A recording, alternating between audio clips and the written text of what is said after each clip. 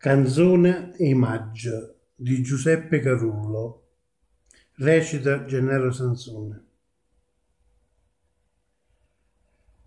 Per miezzo rampicando sul balcone, sponde e mi dice aspettami, una mano.